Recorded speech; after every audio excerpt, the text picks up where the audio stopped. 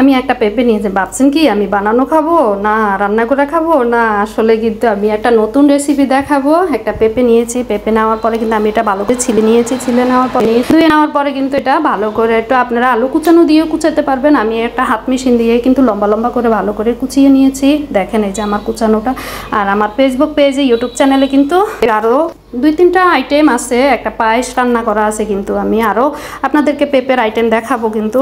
তারপরে আমি এখন পাতিল বসিয়ে তারপরে 1 চিমটি জিরা দিলাম, কয়েকটা শুকনা মরিচ দিয়ে দিলাম, পাঁচফোড়ন দিয়ে দিলাম, দারচিনি দিয়ে দিলাম, এগুলো একটু ভালো করে বেজে নিয়েছি। পাঁচফোড়নগুলো বেজে হওয়ার পরে আবারও পাতিল বসিয়ে দিলাম। তারপরে আমি তেজপাতা, দারচিনি, লং এগুলা দিয়ে সর্ষের তেল দিয়ে দিলাম, 1 চামচ গুঁড়া মশলা দিয়ে দিলাম, দিয়ে এগুলার একটু তারপর আমি পেঁপে যে কুচিয়ে রাখছি এই কুচানোটা দিয়ে দিলাম, একটু ভালো করে নেড়ে ছেড়ে নিব।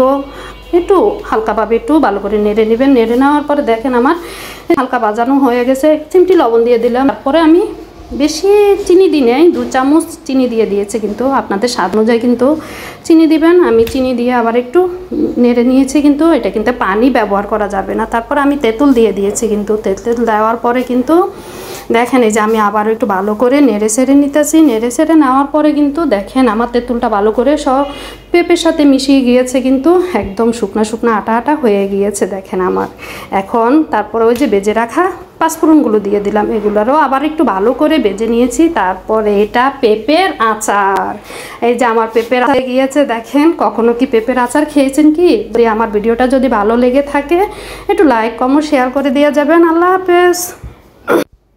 পরিবেশনটা করলাম, দেখতে কি সুন্দর লাগতেছে পেঁপের আচার। সবাই একটু ট্রাই করবেন, আসলে নতুন নতুন রেসিপি দেখতে ভালোই লাগে, সবাই ট্রাই করেন। আল্লাহ হাফেজ।